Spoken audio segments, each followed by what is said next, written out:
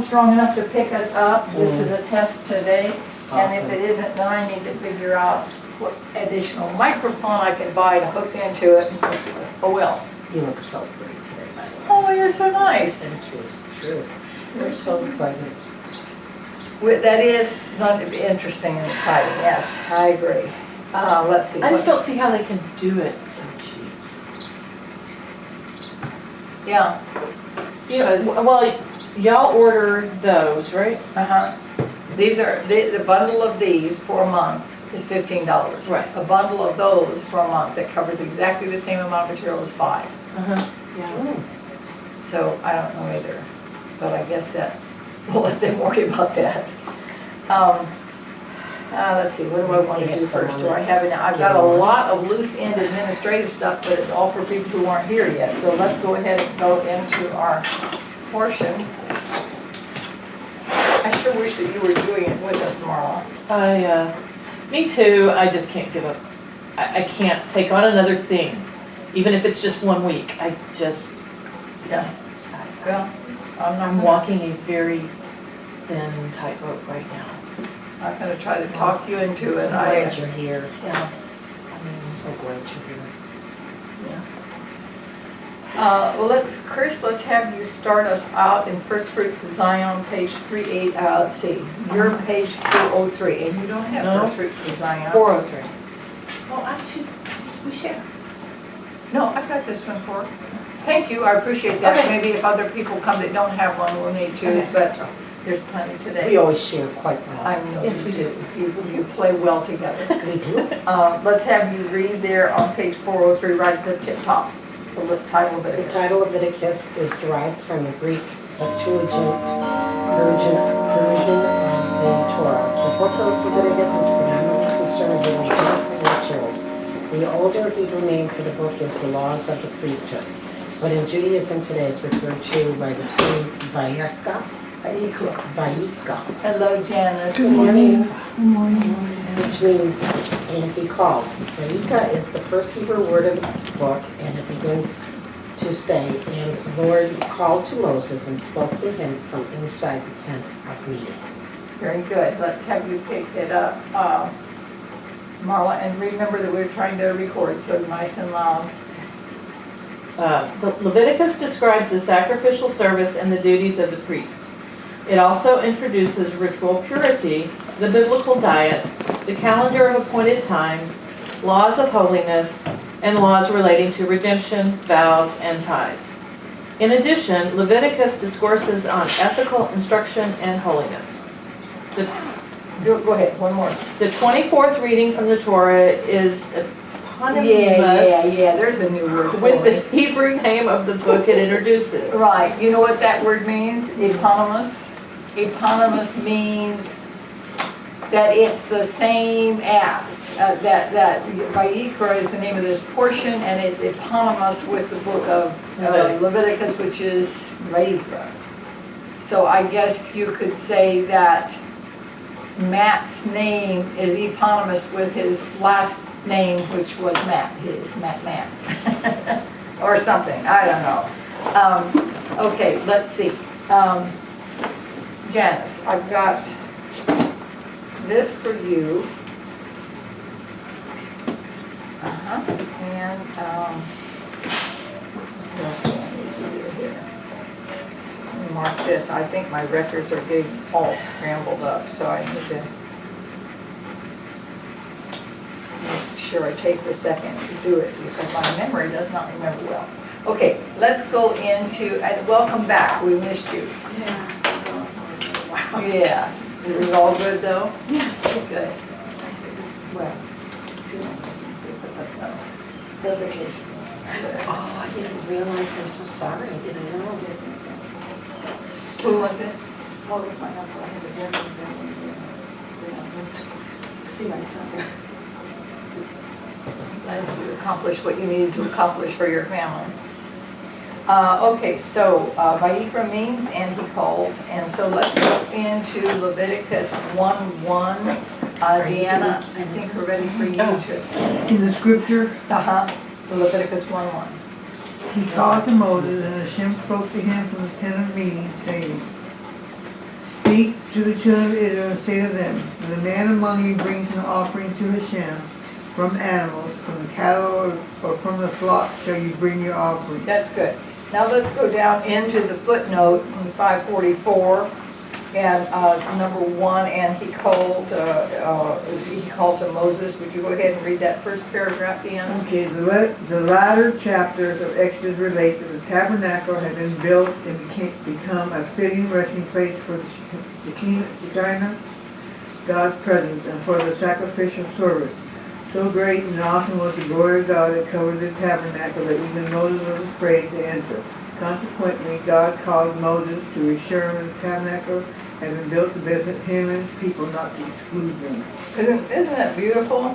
It was just, imagine standing in front of this tent that they built, and there's just thunder and lightning and smoke and stuff going on, and everybody's standing back, and God's saying, come, it's okay, baby. It's okay. You can do this.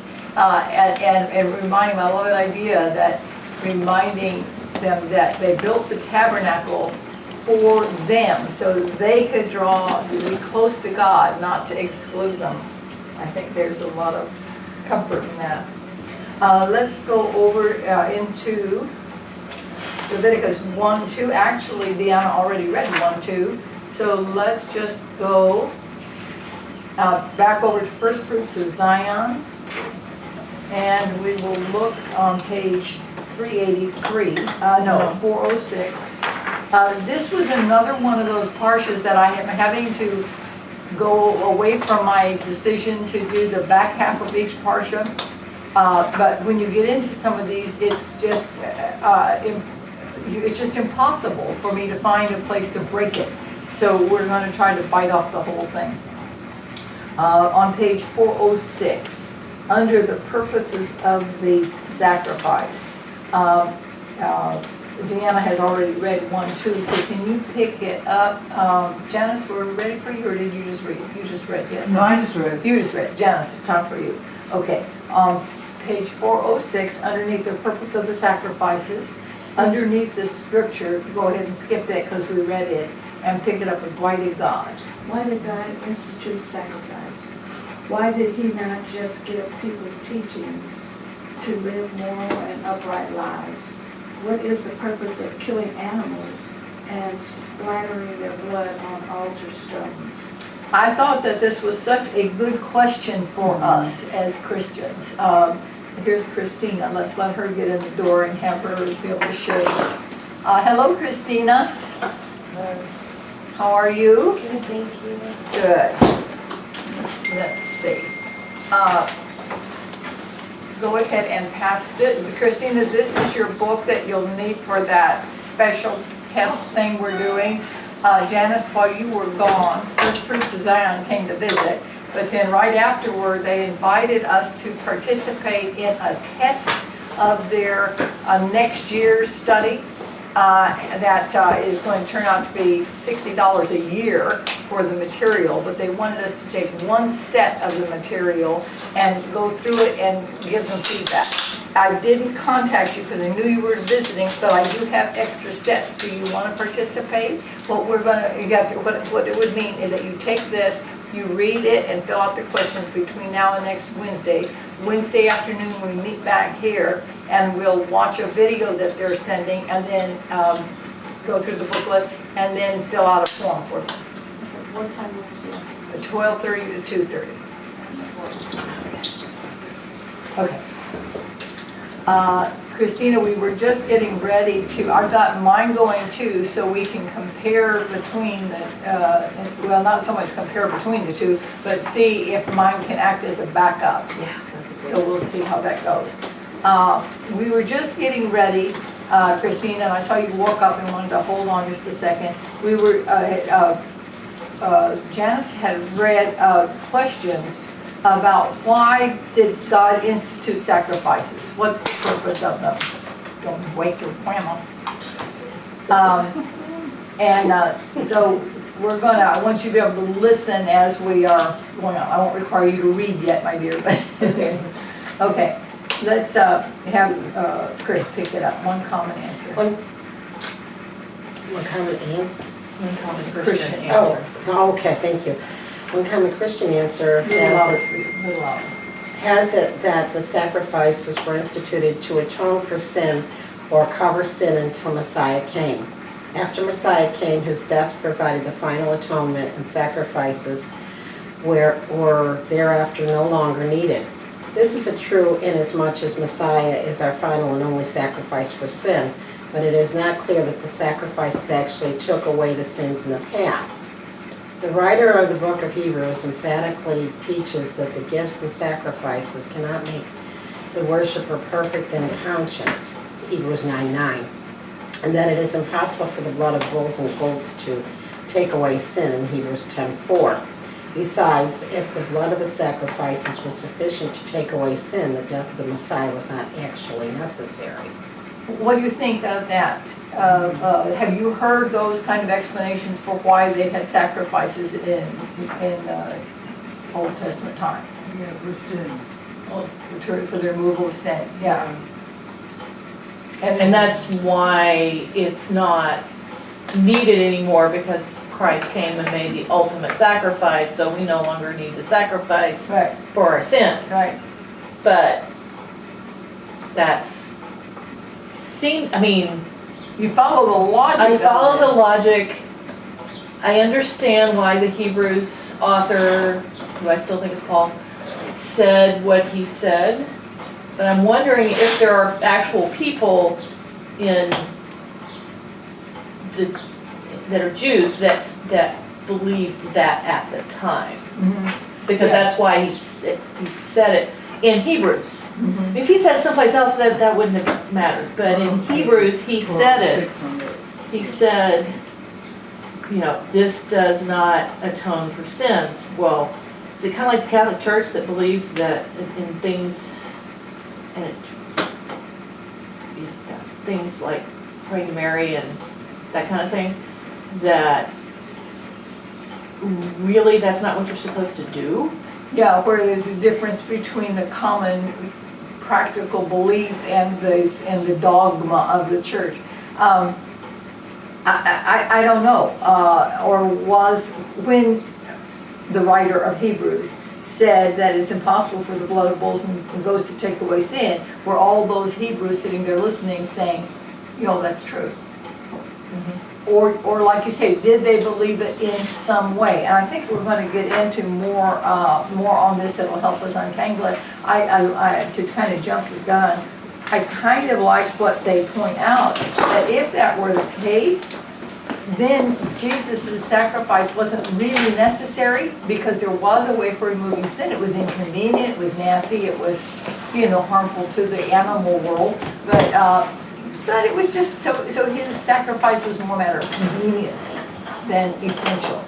That really diminishes what he did. So I thought that was a really good point. Well, let's keep going and see what else we can do. Hello, how are you? Good morning. I need to work on my schedule. Yeah. Let's see, is there anything I have for you? I don't think I do. Okay, so we're good. Let's go to the next paragraph there on page 406. And Marla, I think we're ready. Who read that last one? Okay, good. Marla? The next paragraph? Another common Christian answer has it that the sacrifices were only meant to foreshadow the sacrificial death of Yeshua. Yes, this is also true, but it is a gross oversimplification. The sacrificial system involved the slaughter of thousands and thousands of animals. It is difficult to believe that God would have imposed the entire complex sacrificial system upon the nation of Israel simply as an object lesson. One of the things I like about First Fruits of Zion's material is that they are so have such integrity to point out there's some truth in that, or yes, it's true, but it's an oversimplification. They don't just discredit something and say that's just obviously stupid. Like some writers that you find. So I always appreciate that they are willing to concede an element of the truth, but don't get hung up there. There's another problem that they always point out. Christina, are you ready to take it up there on page 406, next paragraph, Judaism?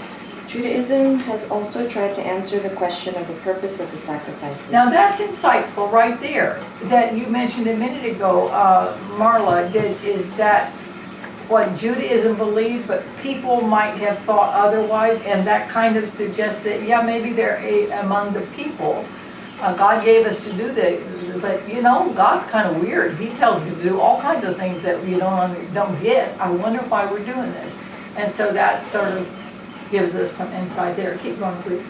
According to Maimonides, the sacrifices have no real intrinsic value. Maimonides believed that God gave the sacrificial service to Israel after the incident of the golden calf in order to keep them from straying back into idolatry. Since they were prone to drift toward sacrifices and pagan rituals, God thought it best to give them a sanctified version of those rituals. According to Maimonides, God ordained the sacrificial system only to provide a substitute for Israel's idolatrous tendencies. In that line of thinking, then we could tie it to the Catholic Church taking the pagan holidays of the winter solstice and turning it into Christmas as a way of saying you pagans are prone to do this, so let's give you a sanctified version of it. So you can again, Which is pretty much what the Catholic Church did. yeah. So this isn't. And Maimonides was even suggesting that that's why God gave the sacrifices. So this isn't outside of the realm of human thinking. Keep going. Who's Maimonides? Maimonides, I'm so glad you asked. Maimonides is a man that lived in about 1100. And he, we need that one, it's not in this one. Is it back here? I don't know. Maimonides is a as part. Let's start over again. You know the name Ramban. Yeah. Ramban is Maimonides. Oh, okay. Okay. Ramban means rabbi something or another Maimonides. Okay. Okay.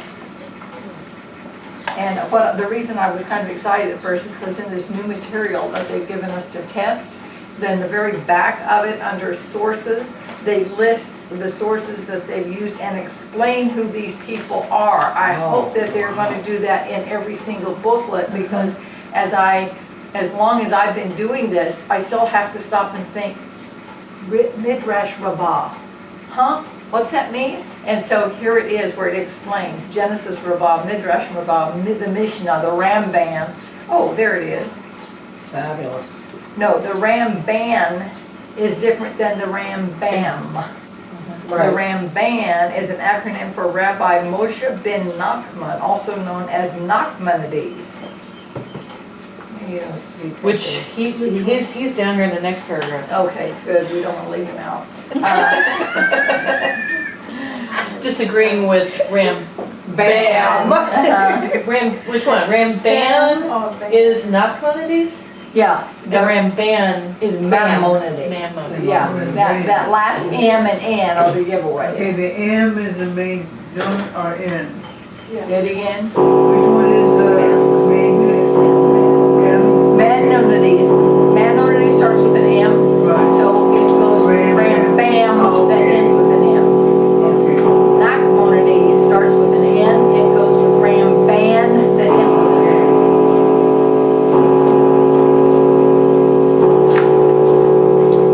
Okay, so Shall I finish? yes, please. I don't know where you are, but you do. After substitute for Israel's idolatrous tendencies. Good. Maimonides' explanation is problematic. It does not account for the fact that the sacrifices began in the days of Cain and Abel, long before idolatry or paganism appeared. It fails to account for the sacrifices of Noah and the patriarchal sacrifices. Worse yet, it suggests that God was dealing dishonestly with Israel when he gave them the commandments of the sacrificial system. So it kind of sounds like he just came up with this because somebody asked him why, and he didn't want to say, I don't know. Well, for the same reason that who can know the mind of God, you know? And so, I don't know if it's that simplistic, but just pondering over this, you know? I mean, now remember, he lived in 1100. So he lived 2,000 years, 2,500 years, my husband's home. He lived 2,500 years after Moses had brought all this down. That's a long time. And he's in Europe, is he in Spain? I think he's in Spain. And the people are saying, well, we can't do that anymore anyway. Why did we ever do it? What was the point? Yeah, God, what was the point? And meanwhile, he's hearing the Christians around him, the Catholic Church and all of what they're saying and doing. And so he came up with this idea. But First Fruits of Zion poked holes in it. Let's have Christina. Goodbye, sweetie. Bye. Have a good day. Mind your Okay. manners. Be a good boy. She just read. A generation, where are we, Deanna? Okay. A generation after Maimonides. Generation after Maimonides, the Torah commentator, not Maimonides, wrote against Maimonides' opinion. He strongly opposed the notion that the holy sacrifice had only been given to Israel as a substitute for pagan rituals. When it came to explain the real purpose of the sacrifices, not Maimonides limited them to a more judicial and symbolic function. Like most Christian interpretations, Nachmanides taught that the sacrifices provided atonement for sin. When a man killed an animal, he considered it as a symbolic payment for his sin. The animal's shed blood represented his own blood. The animal's limbs and organs represented his own. Very good. We got room right down here, Sharon. What here? We got room right here to share for you. Okay, Can you okay. squeeze through? I think I'm gonna go around. Oh, go right ahead. Yeah. Okay, so have you heard that presented? That it is a substitute for our sins? Okay, very good. We'll let Sharon, Sharon, I do have stuff for you. Okay, here's something for you. Volume 3 for the afternoon. And I think that we're good to go. Welcome back. Yes, Missed thank you. you. Glad to have to you be back. Hey, everybody. So we are into, let's see, I think we are, you can use this, I made it last year, because I don't think you've got the booklets, do you? The First Fruits of Zion book, let me turn it so we're on the right page.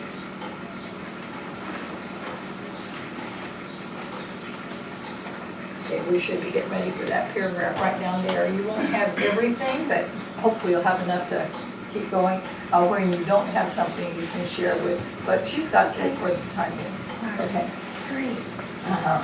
Okay, let's see. According to this view, I think that's where we are, yes? Deanne? According to this view, when a man offered his sacrifices, he recognized that he himself deserved to die and probably would if God did not accept the death of the animal in his place. This interpretation surely has some truth to it. The penalty for sin is death, and the death of sacrifices represent the payment of that penalty when we attempt to approach the holy God. But this explanation does not solve the enigma of the sacrificial rituals either. Only a few sacrifices are brought for sin. Some are brought as thanksgiving offerings, some in fulfillment of vows, and still others just for the privilege of offering sacrifices to God.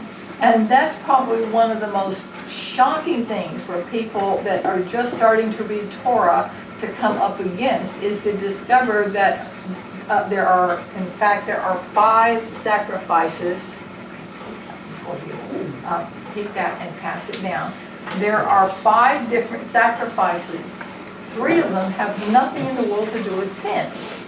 And so what's the idea of, I mean, we kind of can wrap, and First Fruits of Zion suggests, yeah, there's some legitimacy to the idea of the substitutionary death and some of that, but well, then why sacrifices for these other things? So that's where we're going to get into a little bit more here. Let's let's go ahead and have Janice, under gifts for God. Would you pick it up there? And go ahead and read the scripture. Okay. You shall bring your offerings of animals from the herd of the flock. Leviticus 1 and 2. What gifts can you get for the God who already has everything? The real meaning of the sacrifice is found in the root of the Hebrew word for sacrifice. The word is korban. Korban. This word is derived from a simple verb root, Karav. Karav, which can be translated as to bring near. In modern Hebrew, the word karav still means to be near something. This implies that the sacrificial system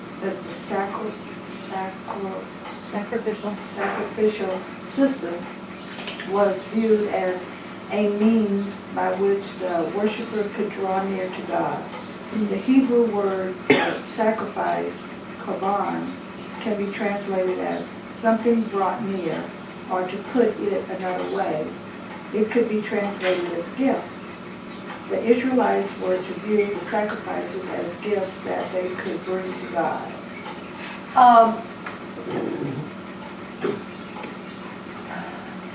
I think there's something beautiful and wonderful in that, and they're going to develop it.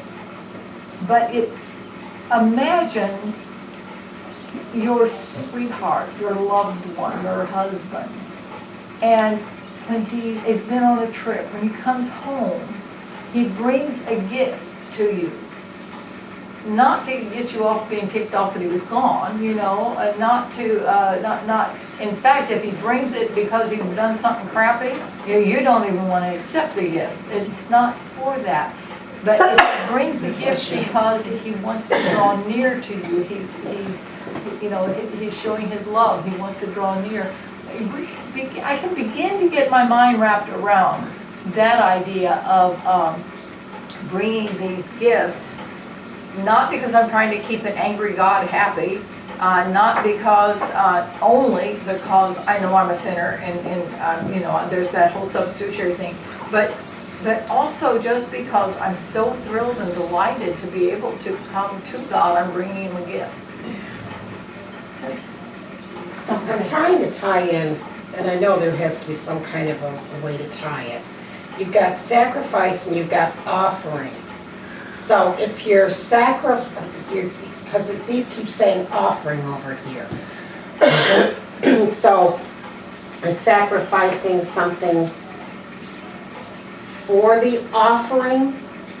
I wish I'm you just didn't trying to say offering tie- there, because you're right, there is a little bit of confusion, and Yeah, later thank on you. in another parsha, we're going to get into, okay, we've talked about the sacrifices, now we're going to shift gears, and now we're going to talk about offerings, and that's something separate. Yeah. Remember in the last parsha, when the people were asked to bring an offering so they could afford to build the tabernacle, that was an offering. And then there's the tithe, and that's another whole separate different thing. But I guess this idea of sacrifice with gift, with something you're offering to God, maybe they're more closely related than. Because I'm thinking an offering in some cases can be a sacrifice. Oh, yeah, yeah. But I'm just trying to, it's the wording. I'm just trying to I clarify did kind of like it. their description in here of when they talked about a sacrifice. Let's say you bought a Mercedes-Benz and you Yeah. brought it to your driveway and you lit it on fire. Yeah. That's a sacrifice. Yeah, Yeah. right. Yeah. I actually like I like I like that one. That was a really good one. Yeah. Something we could, Really visualize. relate to, Yes. yeah. I think for right now, let's not try to get into too much of a legal distinction between an offering and a sacrifice. The big thing to keep in mind is that there's 5 different official types of sacrifices or these big 5 offerings. The word offering might be used in other contexts too, which is all part of what gets the whole thing so confusing. But to try to help our brains get wrapped around it, let's take and separate these 5 as the big main ones. When you say ones, are you saying sacrifices? Sacrifices. Yes, Sacrifices. not offering. Not You're saying that offerings, okay. these 5 are the same, are the sacrifices. Yeah. Okay. I wonder if it would be right to say that anything you offer to God is an offering. But the law requires, the Torah requires 5 particular types of offerings as sacrifices. So it's one of those things where all sacrifices are offerings, but not all offerings are sacrifices.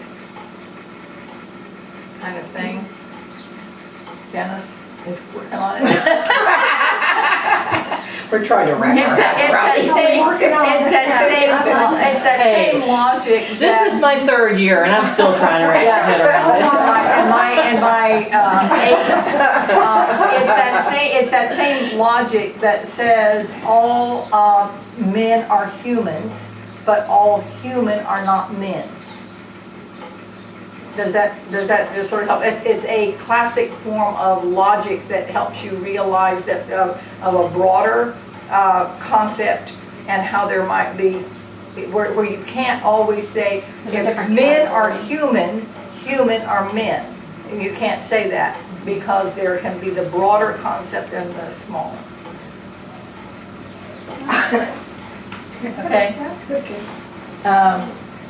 So let's see, we had just read about, we just translated as gifts, right? The Israelites were to view the sacrifices as gifts they could bring to God, and that's where I stopped us to talk about it. Let's have, oh, look at you, Sharon, you're next. Okay. Does God need? Does God need these gifts? Of course not. In Psalm 50, he declares that he is the owner of every beast and the cattle on 1,000 hills. He says, "If I were hungry, I would not tell you, for the world is mine, and all it contains. Shall I eat the flesh of bulls or drink the blood of male goats?" Psalm 50, verse 12 and 13. He does not need sacrifices any more than he needs our prayers or our praise, but all 3 are things that he has enabled human beings to offer to him so that they can enjoy relationship with him. Okay, and now that kind of gets back to the idea, so the sacrifices are not for him, they're for us. How does a human being, a finite human being, approach an almighty, eternal, transcendent God? He has, we don't know the answer to that question, but he wants us to be able to do it. And so he provides a way that we can do that. And I don't know if I get it. Well, and maybe it was like a step, because now we can't do sacrifices. Right. So all we can offer him is obedience. So maybe this was like an intermediate step to get them into that. Yeah, and you know, that's really an easy idea to grab a hold of until you stumble into those doggone chapters from Ezekiel that has the temple reestablished and sacrifices taking place in the 1,000-year kingdom. I'm not saying there won't be sacrifices. But then it becomes much more than just a step. It's not just a progressive that because the man was primitive and we'll give them this much for now and get them ready to the idea so they'll be ready to accept what Christ does on the cross and they'll understand it in the context.